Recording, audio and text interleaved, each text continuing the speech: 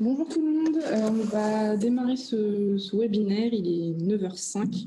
On est ensemble pour 1 heure ce matin. On va tâcher de terminer pile à 10h pour vous libérer et vous laisser reprendre le fil de votre journée tranquillement. Aujourd'hui, je suis avec Sarah, moi je m'appelle Juliette. On fait toutes les deux partie de la SCOP Semawi. Je vais vous parler de la SCOP Semawi en quelques mots pour ceux qui ne la connaissent pas. Donc on est une société coopérative qui est installée à Grenoble depuis 3 ans. Et on est 7 associés salariés. Et notre cœur de métier, c'est l'accompagnement des équipes sur toutes les problématiques managériales et de gouvernance. Ce qui fait qu'on a plusieurs façons d'accompagner les équipes. On peut les former, on peut venir faciliter en interne des choses pour les organisations qu'on accompagne. Et on peut faire aussi ce qu'on appelle de la supervision, c'est-à-dire qu'une fois qu'on a formé des personnes, on vient en renfort de temps en temps pour les aider à s'améliorer dans leur pratique. On a plusieurs sujets d'expertise. On a la gouvernance en holacratie. On a tout ce qui est gestion relationnelle dans l'équipe. Et on a aussi un pan de notre activité qui est dédié aux démarches participatives. Donc on est capable de venir faciliter des démarches pour une entreprise qui a envie de mener en interne une action participative pour définir sa raison d'être ou retravailler ses axes stratégiques, par exemple, ou alors pour les collectivités dans lesquelles on est capable d'intervenir quand il y a besoin de consulter le citoyen sur un territoire pour n'importe quel sujet. Voilà pour notre activité. Sarah, je te laisse peut-être te présenter, dire ce que tu fais dans la SCOP et après je vous parlerai de ce dont on va parler ce matin. Oui. Donc, je m'appelle Sarah, moi je travaille dans la SCOP depuis 5 ans et j'interviens en facilitation, vraiment sur des temps, justement comme le disait Juliette, d'intelligence collective et avec une casquette aussi de pilote de projet pour assurer le suivi de ce qu'on met en place avec nos clients et à faire des apports aussi sur, par exemple, des outils, des techniques, puisque je suis aussi formatrice pour accompagner les équipes. Voilà. C'est bon pour toi ? C'est bon pour moi. Merci Sarah. Donc ce matin, vous allez voir qu'on va échanger, Sarah et moi, plutôt sur le format de la conversation. À la base, on devait faire cet événement en physique et puis on a décidé de le faire en numérique pour permettre à tout le monde, enfin tous ceux qui le souhaitaient, de pouvoir quand même y assister. Donc l'idée, c'est que ce soit un échange entre elle et moi, un peu informel. À la fin, on prendra vos questions. On a réservé un temps pour que vous puissiez nous poser vos questions. Aujourd'hui, c'est Sarah qui est à la technique et qui vous répond dans le chat. Donc si vous avez des questions, vous pouvez lui poser dans le petit Q et R qui équivaut à questions-réponses. Voilà pour ça. Ce matin, on va parler, donc le thème du petit déjeuner, c'est le nomadisme et le numérique. L'idée, c'est de parler de vous témoigner ce que nous, on a mis en place pour gérer le travail de manière asynchrone. Donc, il y a plusieurs sujets qu'on va aborder ce matin. Je vous les liste rapidement pour que vous ayez une idée de ce dont on va parler. C'est moi qui vais commencer avec les occasions, ce que j'ai appelé les occasions de connexion entre les personnes dans les équipes. Vous le comprendrez tout à l'heure quand je vous l'expliquerai. La culture de la transparence.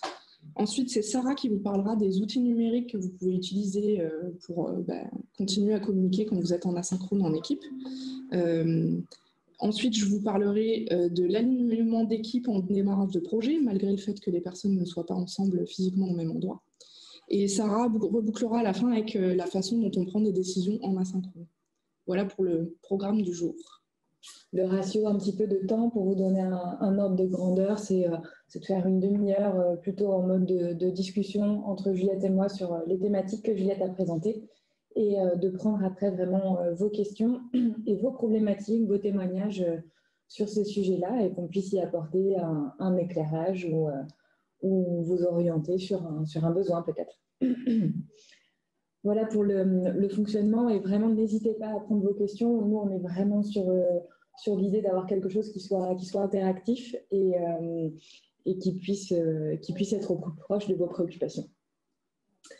Donc, on peut commencer, Juliette, en questionnant un petit peu notre sujet. Du coup, le numérique, le travail asynchrone, le nomadisme, c'est vraiment le sentiment dans les organisations qu'on accompagne que c'est des choses qui sont au cœur des préoccupations des équipes. Oui. Avec... voilà, il y a eu du confinement, il y a eu beaucoup de télétravail, des nouvelles choses qui se sont mises en place dans des organisations qui n'étaient pas toujours prêtes à ça.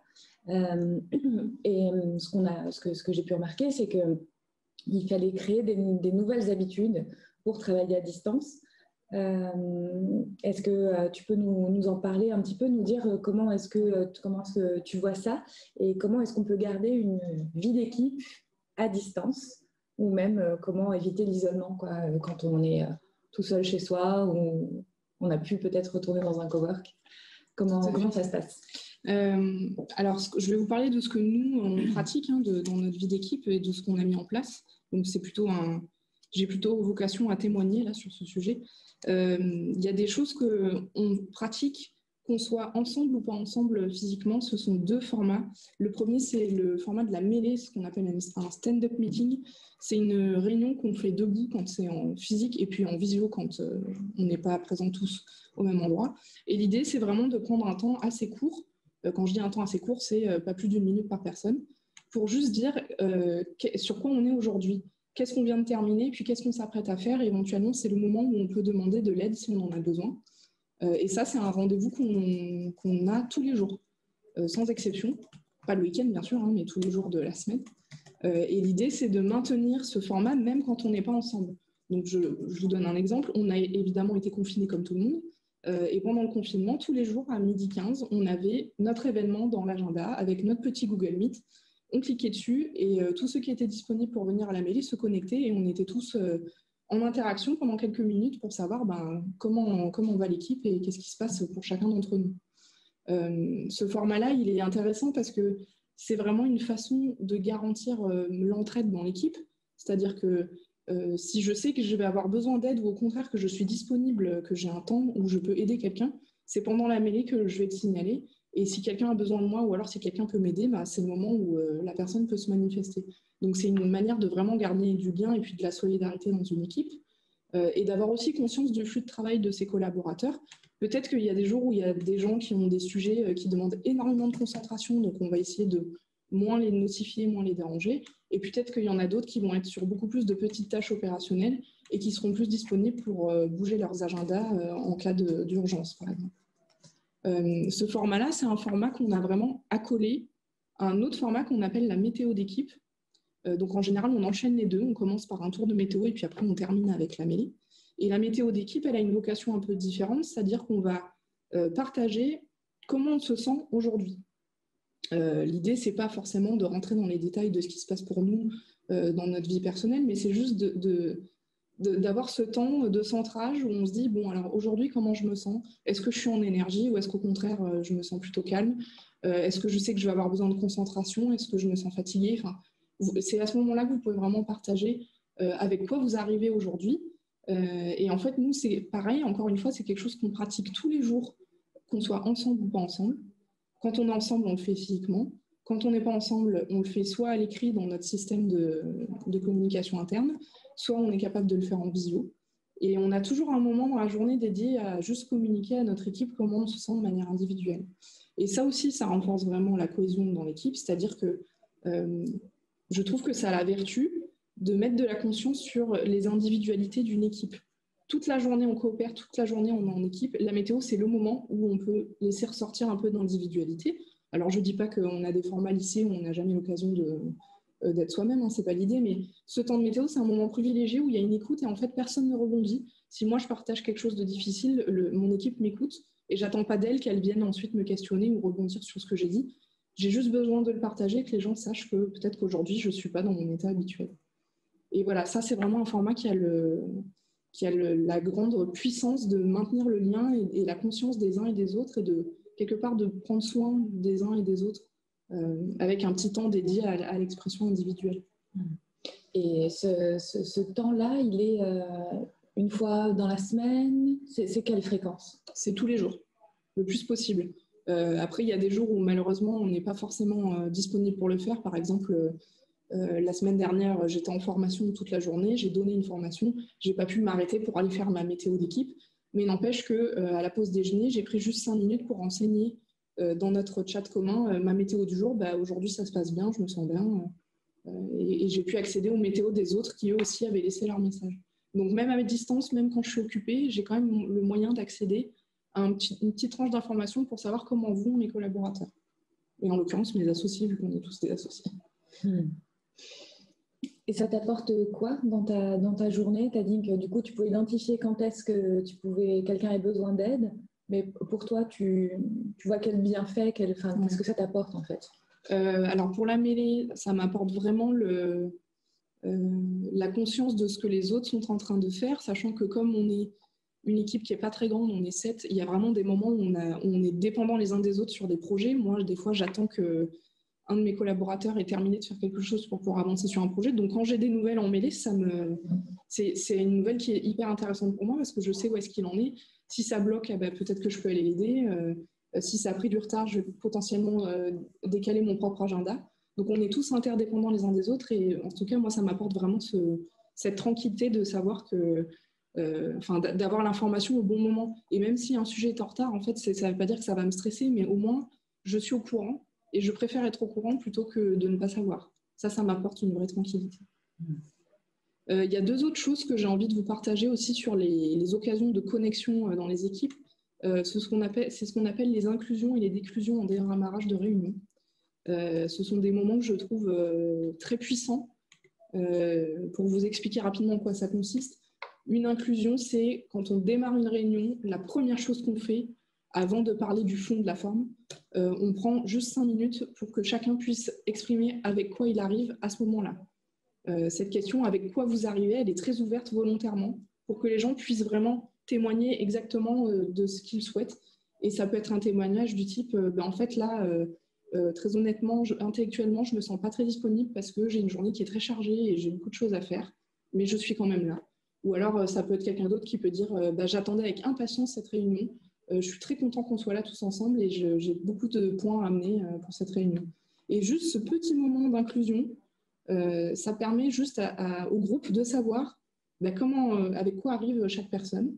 Et c'est juste une façon d'entrer dans la réunion et de démarrer avec un temps de parole court dédié à chacun. Et ensuite, il y a la déclusion, et c'est une façon de clôturer une réunion, enfin de la clore, pardon, plutôt que clôturer. Et ça a le même effet, mais inversé, c'est-à-dire qu'on redonne la parole juste de manière assez succincte à la fin d'une réunion, à tout le monde, pour que tout le monde puisse exprimer comment il se sent à la sortie de cette réunion. Et en fait, c'est intéressant parce que ça peut donner une température de est-ce qu'on a suffisamment avancé sur ce sujet ou est-ce qu'il y a peut-être un besoin de caler un autre créneau.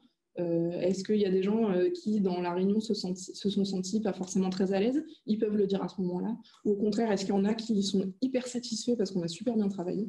Et donc, c'est juste une façon, même plus petite sur un sujet plus réduit, de savoir comment se sent l'équipe sur ce sujet. Et c'est quelque chose qu'on peut faire à chaque réunion et qui prend très peu de temps et qui permet vraiment de rentrer dedans et aussi d'en sortir. Une fois que la réunion est terminée, elle est terminée. On en sort avec une déclusion. Là-dessus, je peux rajouter aussi que ces 2 temps-là ne sont pas faits pour refaire le match ou prolonger une discussion. L'idée, c'est vraiment d'ouvrir un moment avec un temps de parole pour chacune des personnes qui sont là et de le fermer pour passer à autre chose. Donc, c'est vraiment l'idée d'identifier des temps dans une journée, d'autant plus si on est en visio, parce que moi, évidemment, tout le monde n'est pas forcément en présentiel, de pouvoir vraiment accueillir, refaire un petit peu de lien avec tous les participants et de pouvoir fermer et vraiment sécuriser ces espaces-là pour que tout le monde s'y sente accueilli et puisse reboucler avec peut-être la météo de différents membres qui sont là. Et je précise que ça, c'est quelque chose que vous pouvez faire en distanciel quand vous êtes en visio. Ça ne fait aucune différence que vous soyez en visio ou en physique. Un tour d'inclusion et de déclusion, ça se lance par la personne qui a éventuellement programmé la réunion, qui ouvre cet espace et qui ensuite le referme. Donc, on peut regarder sa montre si on est un peu speed sur le timing et par exemple donner une consigne de 1 minute par personne. Ça peut vraiment suffire pour avoir la teneur de ce avec quoi les personnes arrivent, quoi. Super, sur inclusion, déclusion. Donc, tu nous disais pas spécialement de facilitation sur ce temps-là. Ouais. Ok. Maintenant, j'avais envie de vous parler de la culture de la transparence. Je ne vais pas faire trop long parce qu'il est déjà 9h20 et qu'on a encore plein de choses à vous raconter, si on va avoir le temps de prendre vos questions. Qu'est-ce que j'appelle la culture de la transparence? C'est vraiment l'idée que quand on est à distance, on a besoin en fait de communiquer plus, presque plus que quand on est là en présentiel. Mais pas ça ne veut pas dire communiquer à tout va, sans structure et puis de manière irréfléchie. Au contraire, c'est vraiment on peut avoir une approche où on réfléchit bien à qu'est-ce qu'on raconte à qui et pourquoi. Nous, c'est quelque chose qui nous sert énormément pour suivre nos projets et comme on est souvent plusieurs intervenants sur le même projet, c'est quand même très rare qu'on soit moins de 2 sur nos projets quand on accompagne nos clients. En général, on est 3, voire 4. Des fois, c'est toute l'équipe qui est mobilisée. Et l'idée, c'est que comme chacun a son agenda et qu'il y a des jours où un tel n'est pas disponible et puis le lendemain, c'est une autre personne, on utilise un outil dont vous parlera un peu plus en détail tout à l'heure, Sarah, qui s'appelle Slack. Et en fait, dans Slack, on a vraiment la culture de la transparence, c'est-à-dire que tout le monde a accès à toutes les chaînes dédiées à nos clients, donc tout le monde sait ce qui se passe dans chaque projet. Et l'idée, c'est d'avoir cette conscience que faire des topos de manière régulière, ça permet vraiment à l'équipe de savoir où on en est et ça évite les questions impromptues qui peuvent venir parasiter des temps de travail. Donc un topo, par exemple, ça peut être, on vient d'avoir un rendez-vous avec un client, c'est juste le topo de qu'est-ce qu'on s'est dit avec ce client.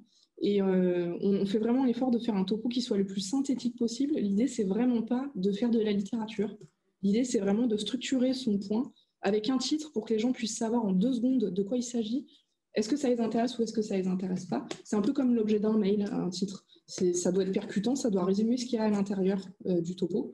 Et après, l'idée, vraiment des informations de manière synthétique qui peuvent être des informations de diverses natures, par exemple des éléments très factuels. Le rendez-vous client s'est bien passé, et puis qu'est-ce qu'on a abordé comme point à l'intérieur du rendez-vous client? Bon, on a parlé de ça, ça, ça. Est-ce qu'on a parlé du budget? Est-ce qu'on a parlé d'une deadline? Voilà, des choses très faciles à identifier. Et ensuite, il y a une chose qui est vraiment importante pour arriver à éviter les zones de flou, c'est quand on fait un topo, si on attend quelque chose de quelqu'un, le dire clairement. Par exemple, si moi j'ai besoin que Sarah fasse quelque chose à la suite de mon topo, je vais la mentionner dans mon topo et je vais lui dire exactement ce dont j'ai besoin, donc qu'est-ce que j'ai besoin qu'elle fasse ou de quelle information j'ai besoin. Et je vais en plus de ça faire l'effort de lui communiquer éventuellement la date limite à laquelle j'ai besoin qu'elle fasse ou qu'elle me donne l'information. Comme ça, en 1 minute, Sarah, elle a tous les éléments factuels dont elle a besoin pour comprendre la demande qui va venir. Elle a ma demande écrite noir sur blanc, elle a été notifiée, donc elle sait que ça la concerne, et elle sait jusqu'à quand, enfin au plus tard, elle peut me donner ces éléments. Et c'est ce que j'appelle la culture de la transparence, c'est-à-dire on va prendre le soin de donner des informations avant qu'il soit trop tard ou presque avant qu'on nous les demande. Alors on ne peut pas toujours anticiper, mais on peut anticiper beaucoup de choses quand même. Et là-dedans, moi, ce que je vois de très intéressant, c'est que il y a une information qui est disponible. Et si Juliette attend rien de moi particulièrement, moi, je sais que je peux aller consulter l'information pour savoir où est-ce qu'elle en est sur le projet, où je suis impliquée, par exemple, modérément, si Juliette est en pilotage. Et ce que je vois comme intérêt aussi, c'est que la demande est très claire. Si elle a besoin que je lui prépare un déroulé pour sa prochaine animation, je sais où est-ce que je vais trouver les informations, où est le brief, qui est impliqué, avec quelle deadline, où est-ce que je vais lui passer l'information. Est-ce qu'elle veut que je lui fasse un mail en impliquant le client? Est-ce que je dépose ça dans un cloud, un drive, un endroit? Et la demande est précise en une seule fois, en fait. Et je n'ai pas besoin d'aller la re-questionner pour avoir les infos. Je trouve ça très intéressant parce que quand on travaille en asynchrone, quand on est tous à distance, on en a beaucoup des notifications dans une journée. On peut choisir tous les outils qu'on veut et j'enchaîne directement là-dessus. L'idée n'est pas de vous... Ce que j'ai envie de vous dire, c'est qu'en fait, on peut avoir des notifications qui viennent un peu de partout et je vois vraiment de l'intérêt à avoir une communication qui est claire sur qu'est-ce qu'on a besoin de dire, de partager et qu'est-ce qu'on attend des autres quand on fait des demandes en structurant tout ça pour avoir des communications qui ne soient pas polluantes et qui ne viennent pas ralentir à finalement prendre connaissance de tous les échanges de l'équipe En fait, ce n'est pas parce qu'on n'est pas dans les bureaux qu'on ne peut pas être au courant de ce qui se passe. Mais il y a vraiment un choix d'arbitrage dans sa propre gestion de tâches, de flux en fait. Et là-dedans, c'est vous qui serez le mieux placé pour choisir ce qui est une information prioritaire pour vous et ce qui ne l'est pas. On a déjà vu un petit peu ce travers dans les accompagnements qu'on a pu faire d'équipes qui voulaient rester informées de tout, tout le temps, partout en fait. Mais est-ce que ça se fait vraiment au bénéfice de ce que vous êtes en train de faire, de la valeur que vous produisez dans votre organisation? Moi, j'en suis pas sûre. Donc, l'idée vraiment, je vous invite à questionner pourquoi est-ce que vous poussez cette information et qu'est-ce que vous en attendez. Ça vous aidera vraiment à structurer vos messages, vos échanges pour que ce soit centré sur votre besoin ou vous mettre à disposition de l'équipe. Ça me paraît important. Si on se concentre un peu sur un mix d'outils pour le travail en asynchrone, vous avez dû en expérimenter beaucoup pendant la période passée. Mais avant d'en passer en revue quelques-uns, je voudrais vraiment appuyer sur un point qui me tient à cœur, c'est éviter le gadget. Vraiment raisonner en termes d'usage et qu'est-ce que vous attendez de ces outils, qu'est-ce qui vous manque dans votre routine, plutôt que d'ajouter des pièces à votre quotidien d'équipe. Moi, ça me semble important d'être très au clair sur ce dont vous avez besoin pour bien fonctionner et comment est-ce qu'on peut remplacer des choses qu'on avait en présentiel pour de l'animation de réunion, pour des temps informels, et comment est-ce qu'on transpose ça en fait. Et peut-être qu'il y a des choses que vous n'arriverez pas à transposer, et c'est le jeu aussi. Et du coup, est-ce que tu peux nous dire qu'est-ce qui est utilisé à CMAOI et puis comment tu vois la modularité de ces outils entre eux, quoi. Est-ce que tu peux nous dire quelques mots là-dessus? Un outil indispensable et qui nous permet de communiquer au quotidien, c'est une messagerie professionnelle interne qu'on a paramétrée avec l'outil Slack. Grâce à cet outil-là, on a des canaux de discussion liés à un projet, liés à un sujet de travail, qui nous permettent d'échanger à plusieurs, l'équipe réduite ou juste l'équipe projet ou toute l'équipe, sur des sujets très précis en se faisant des demandes et des messages successifs qui sont structurés dans lesquels on peut répondre de manière précise à un message. L'usage de Slack, il nous est indispensable au quotidien et on s'en sert principalement en interne, ce qui nous permet d'utiliser le mail uniquement pour nos communications avec l'extérieur, avec un client, avec un intervenant extérieur. Et du coup, on a vraiment cette distinction de toute l'interne se fait sur Slack pour des conversations, des échanges, des besoins du quotidien. Et le mail, elle nous sert à communiquer avec l'extérieur.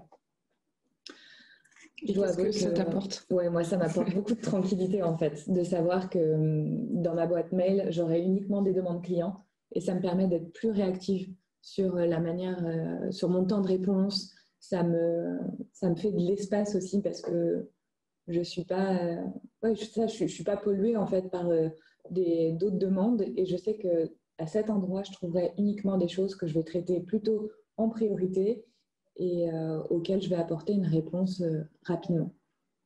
Ok. Ouais. Est-ce qu'il y a d'autres outils que tu vois? Je te dis juste qu'il est 9h30 pour te donner une temporalité. Ça marche. Quelques mots sur d'autres outils complémentaires? Outils indispensables quand on est un peu tous à distance ou en intervention, évidemment, c'est l'agenda partagé. Moi, ça m'apporte vraiment des informations sur les préoccupations des autres membres de l'équipe, de savoir qui est-ce que je peux solliciter quand. Typiquement, est-ce qu'on va pouvoir faire notre mêlée à 12h30 ou est-ce que l'équipe est toute en vadrouille et on va plutôt se connecter à un autre moment de la journée pour se passer des informations. L'agenda partagé, je dirais que c'est vraiment un basique pour moi pour pouvoir travailler dans de bonnes conditions et solliciter l'équipe quand c'est le bon moment. Ça me donne aussi de la visibilité sur qui a prévu d'avancer sur quoi, à quel moment. Ça peut me permettre vraiment d'anticiper des temps de travail communs. Ok. Est-ce que tu as un dernier outil à nous proposer? Oui.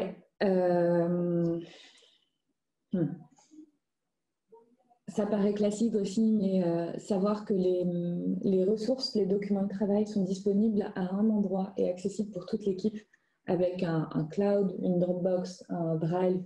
Vraiment là-dedans, je dirais qu'il y a plein d'outils, mais nous, on utilise le Drive typiquement.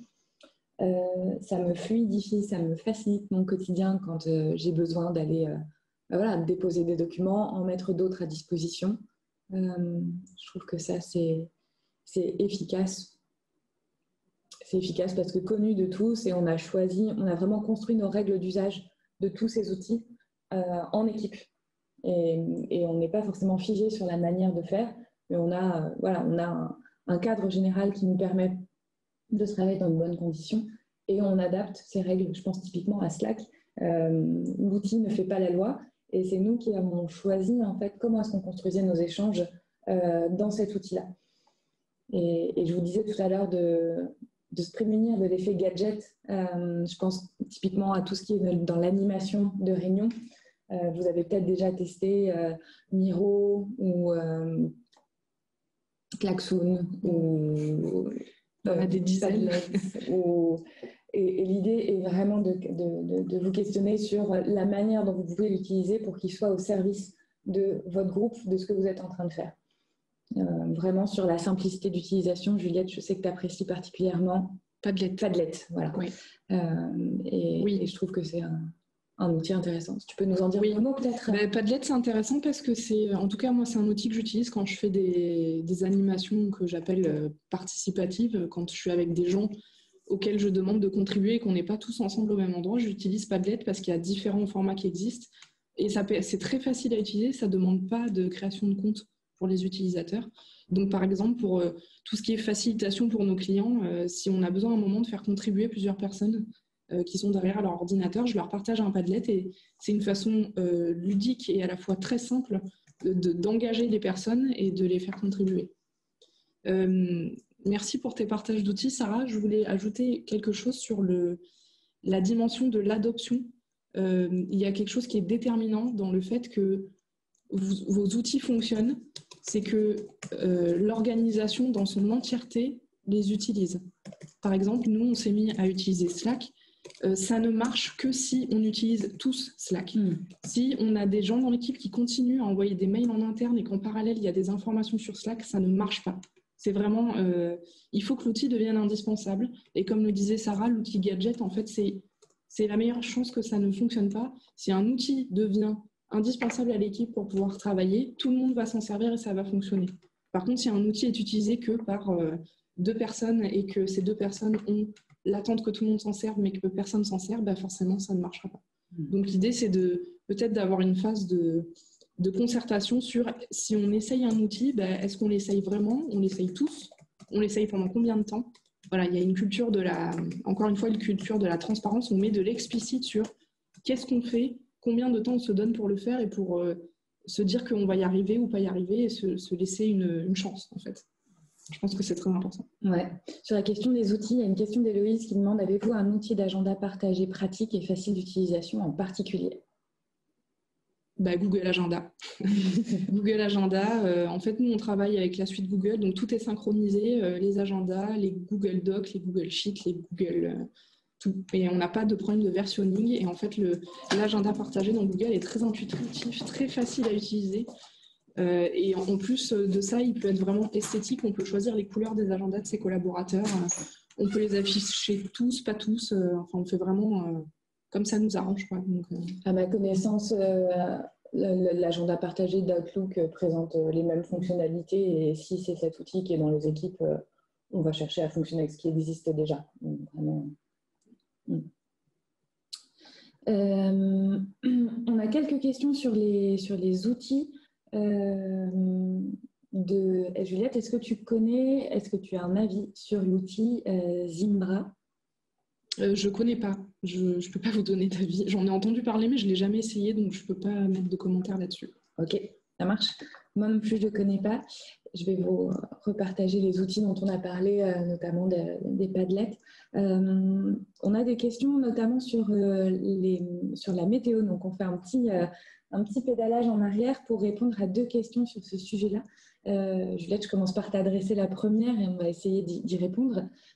Concernant la météo, Ariane demande tout le monde est-il à l'aise avec l'exercice?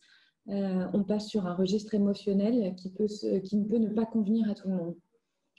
Oui, c'est une super question. Au début, ce qu'on a observé dans les équipes dans lesquelles on a accompagné pour implémenter ça, au début, forcément, les gens ne sont pas à l'aise parce que ce n'est pas un sujet dont on a l'habitude de parler en entreprise ou en institution, enfin dans toute organisation d'ailleurs. Et c'est normal que les gens ne soient pas à l'aise. Et l'idée, ce n'est pas de forcer les gens à exprimer une émotion, mais c'est juste d'ouvrir un espace. Et en fait, à force de pratiquer, s'il y a de la confiance dans l'équipe, les personnes commencent à se sentir de plus en plus à l'aise.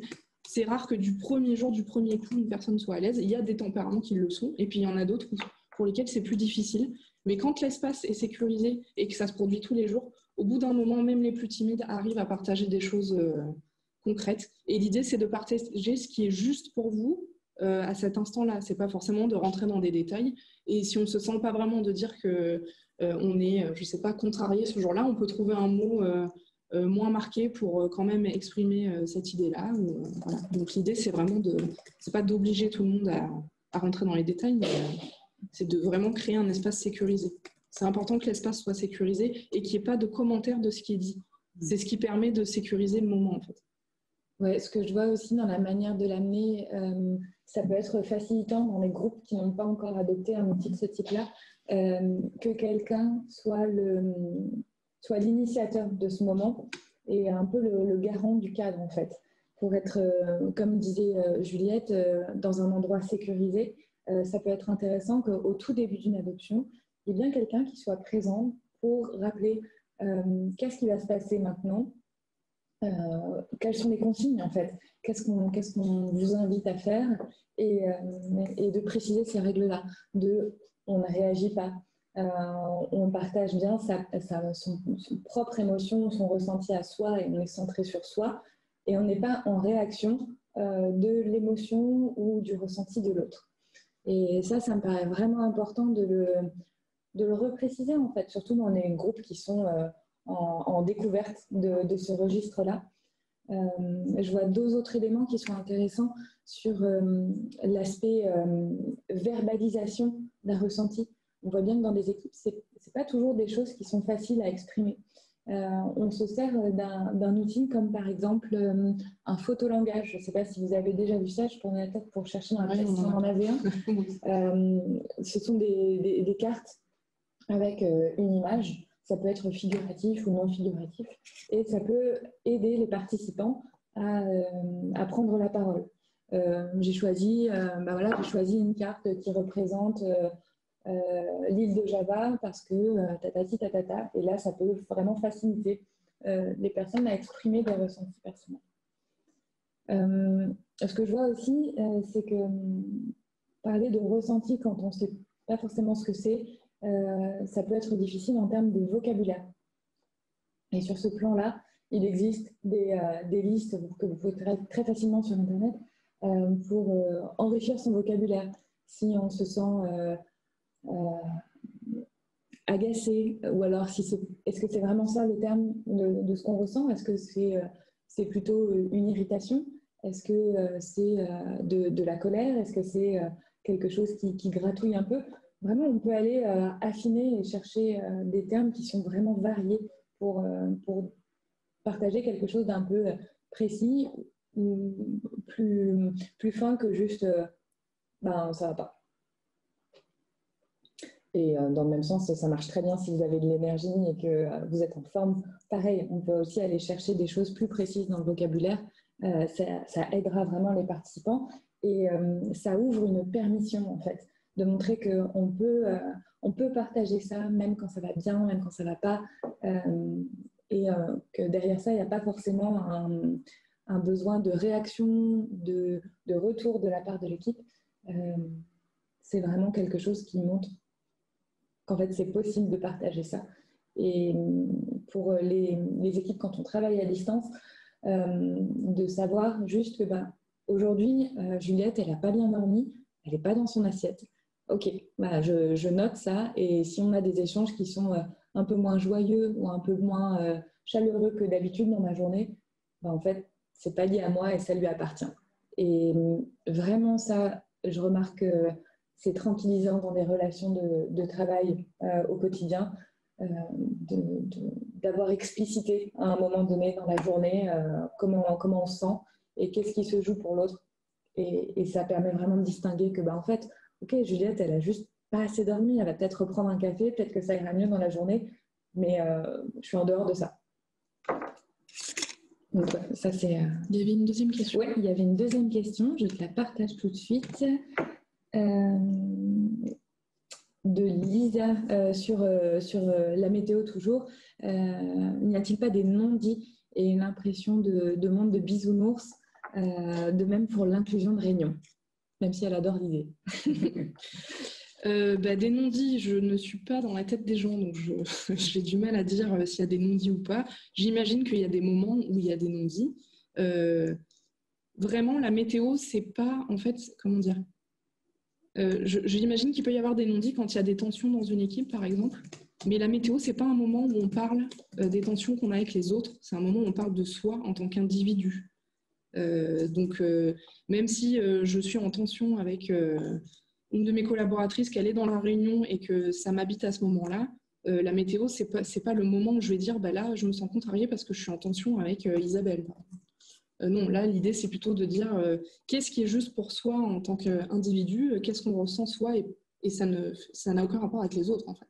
C'est une façon de se recentrer sur soi. Et sur, en fait, le monde des bisounours, c'est une expression qu'on nous a déjà proposée plusieurs fois. Le fait de faire une météo ou une inclusion, il y a des moments où il y a des personnes qui peuvent partager des choses qui ne sont pas forcément toujours que dans la joie et les paillettes. Donc c'est un moment d'écoute où on prend le temps de s'écouter les uns les autres et surtout de ne pas rebondir, où chacun peut partager ce qu'il souhaite parce qu'il a la liberté de le faire et la sécurité de le faire. Et il peut y arriver que des personnes partagent des choses difficiles.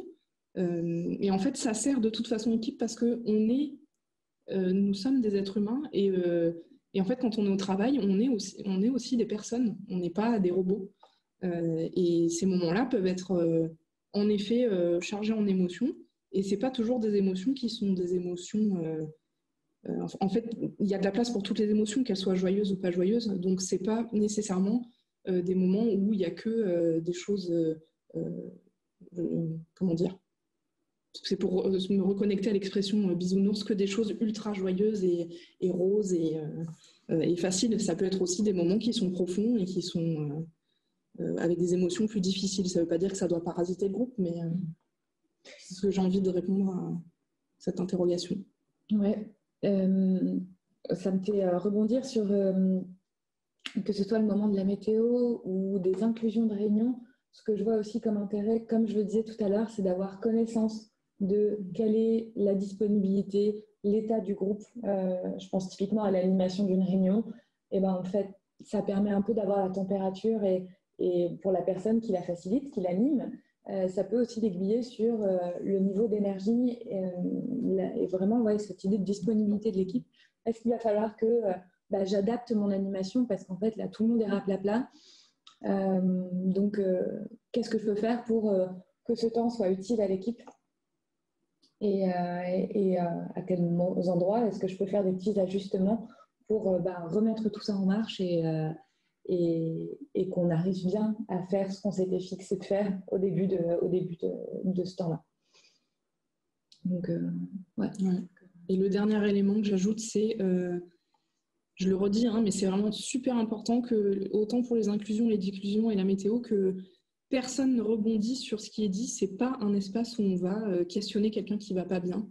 Et si cette personne, elle a besoin d'aide, elle peut le dire, mais vraiment, l'idée, c'est de respecter ça. C'est un endroit où on s'écoute mutuellement et où on prend juste ce que la personne dit. Et le simple fait d'être en écoute, déjà, ça a une forme de puissance parce qu'on s'est rendu disponible quelques minutes pour quelqu'un sans forcément aller le questionner et sans forcément absolument vouloir aider cette personne. Parce que peut-être que cette personne, dans le fond, elle n'a pas spécialement envie qu'on l'aide, elle a juste envie qu'on l'écoute. Voilà.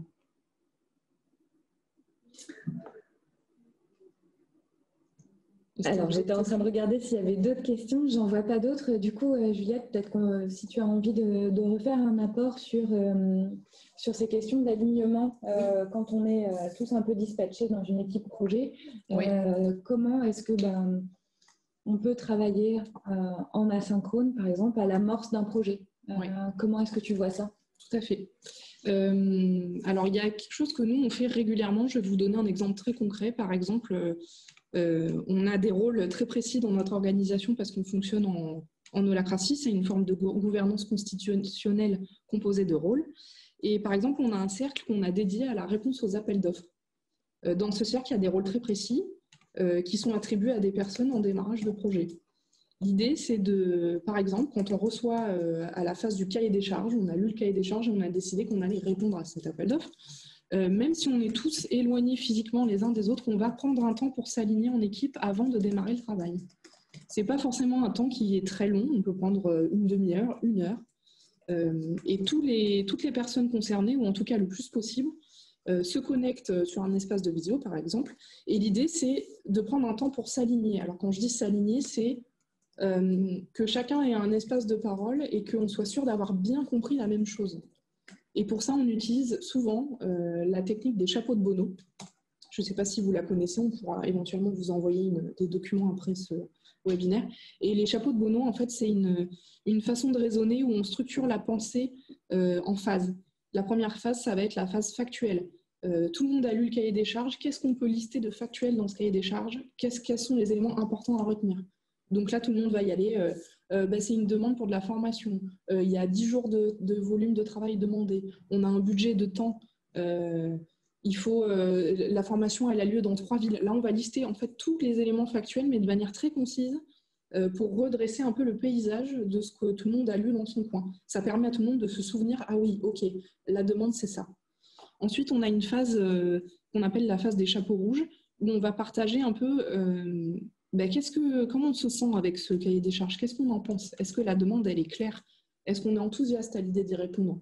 Est-ce qu'au contraire, on n'y voit pas très clair pour le moment et c'est pas facile de se projeter? Est-ce qu'on trouve que la demande est chouette, mais on sent qu'on va pas être disponible dans les prochaines semaines pour y répondre? C'est le moment où on peut partager comment on se sent. Encore une fois, c'est une histoire de ressenti, mais ça, c'est très individuel. Et ensuite, on peut enchaîner sur d'autres couleurs de chapeau. Je pense notamment à la couleur jaune. La couleur jaune, c'est on va lister tous les éléments positifs qu'il y a dans ce cahier des charges et qui font qu'on a envie d'y répondre. Et là, ça permet de commencer vraiment à approfondir le travail d'alignement. Et ensuite, le chapeau noir, c'est tous les risques qu'on voit. Est-ce qu'il y a des zones qui sont floues? Est-ce qu'il y a des questions qu'on devrait poser sur des points qu'on n'a pas compris dans le cahier des charges? Est-ce qu'il y a un risque qu'on voit parce que la demande, elle est loin et qu'on va devoir aller intervenir à 300 km 6 fois dans l'année, que ça va nous prendre du temps? C'est le moment où on le dit, en fait. On a un espace pour exprimer ces formes d'inquiétude ou en tout cas de questionnement. Et ensuite, on a une phase, on peut aller jusqu'à la fin des chapeaux, il y en a 6 normalement, on peut faire une phase verte et une phase bleue, mais on peut aller directement à la phase bleue. C'est OK, alors maintenant que on a compris à peu près, on est tous d'accord sur ce qu'on a compris, c'est quoi les prochains pas? Donc s'il y a des zones de flou, quelles questions on pose aux commanditaires? Si tout est clair et qu'on doit se mettre à travailler, qui est disponible dans les prochaines semaines pour y répondre? Du coup, qui est-ce qu'on met dans quel rôle? Qui va s'occuper de l'administratif? Qui va s'occuper de la rédaction? Qui valide la réponse, par exemple? Et ce moment bleu, là, c'est vraiment le moment méthodique où on s'organise avant que chacun parte dans son coin faire ce qu'il a à faire. Et en fait, ce moment-là, il est à la fois court et très dense, parce qu'en en temps très court, on a vu beaucoup de choses et en fait, on a tous pris le temps d'emmagasiner la même information. Et quelque part, on sort de là, on est en général assez alignés parce qu'on a tous le même niveau d'information. Et ça permet d'aller beaucoup plus vite après en travail individuel, c'est-à-dire que moi, je vais pouvoir avancer sur ma partie. Et comme j'ai eu ce temps d'alignement avec les autres, je suis sûre qu'on va tous dans la même direction, en fait, avant de continuer à travailler. Cette manière de travailler-là, elle nous a aussi été beaucoup inspirée par notre pratique de l'agilité. Ce premier temps de calage, il pourrait correspondre un peu à ce qu'on peut être amené à faire dans une réunion de sprint planning, où on cherche à identifier, à prioriser ce qu'on va faire et à caler les agendas des membres de l'équipe en fonction de ce qu'on va faire.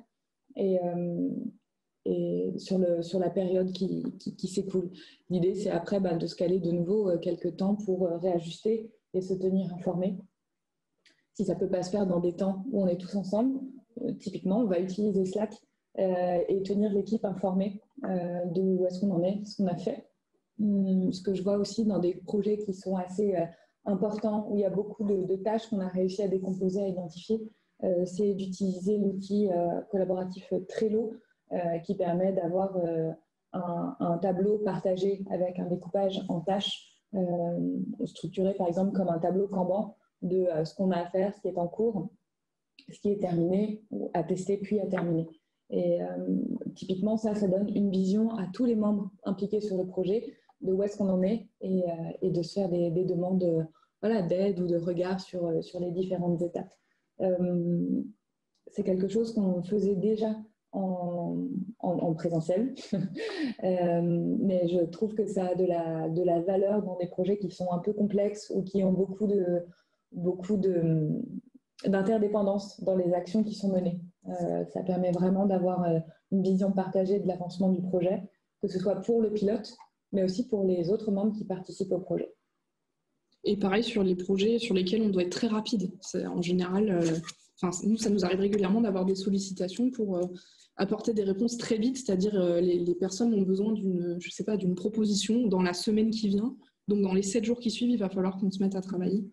Et ça demande une grande réactivité. Et pour pouvoir travailler efficacement, on a besoin d'avoir un petit temps où quand même on prend le temps de s'aligner entre intervenants sur le projet, sur la réponse.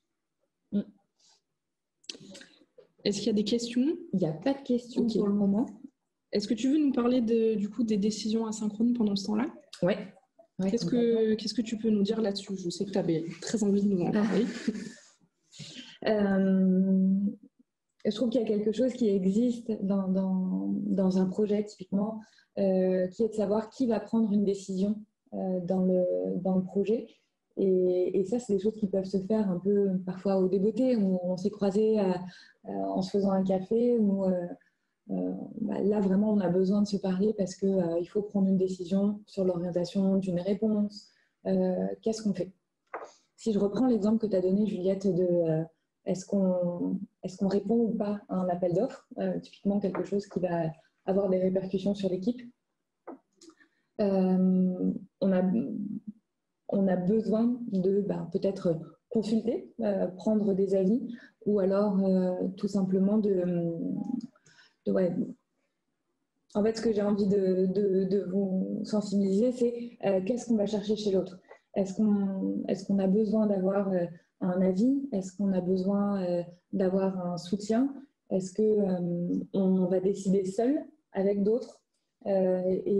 Pour ça, ça me fait tout de suite penser à un petit jeu de cartes que vous avez peut-être déjà vu qui s'appelle le Delegation Poker, qui permet d'identifier dans quel niveau de consultation, de délégation est-ce qu'on se situe pour décider. On pourra vous passer le lien pour aller consulter ça. Mais je trouve ça vraiment important de savoir si on va chercher de la réassurance, si on va chercher à décider à plusieurs.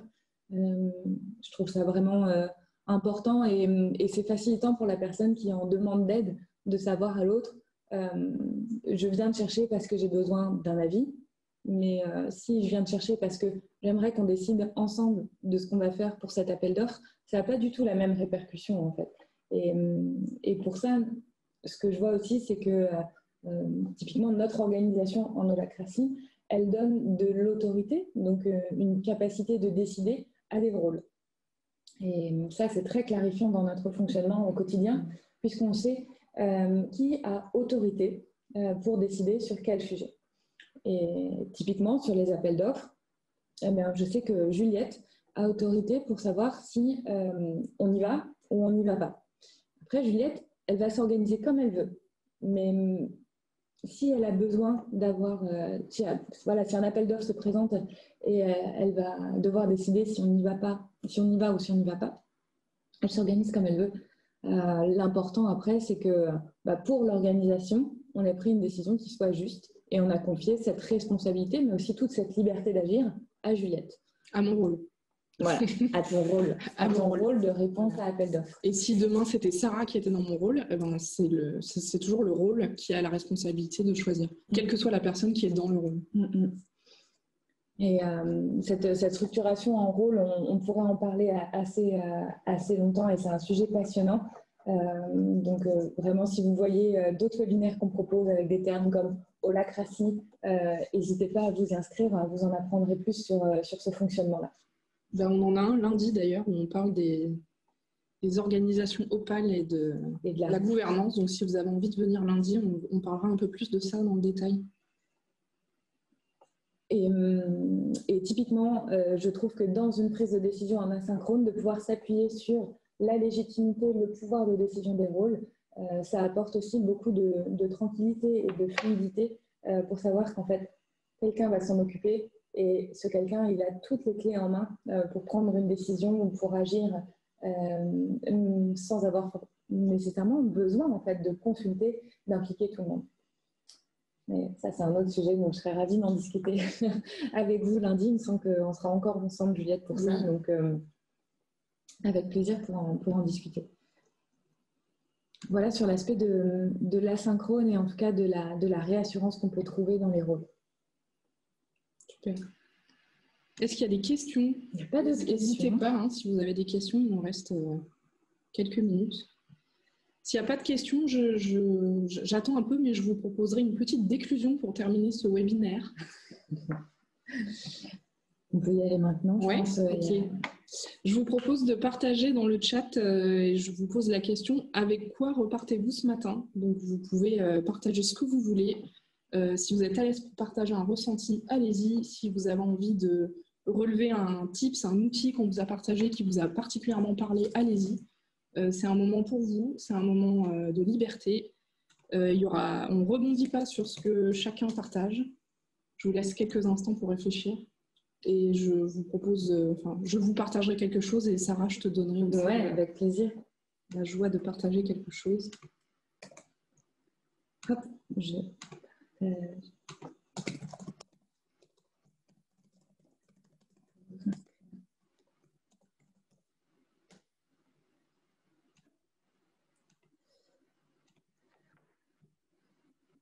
Alors, je les prends tels qu'ils arrivent. Lisa nous dit qu'elle a des nouvelles idées pour collaborer à distance, démêler les inclusions, les déclusions. Solène nous dit qu'elle repart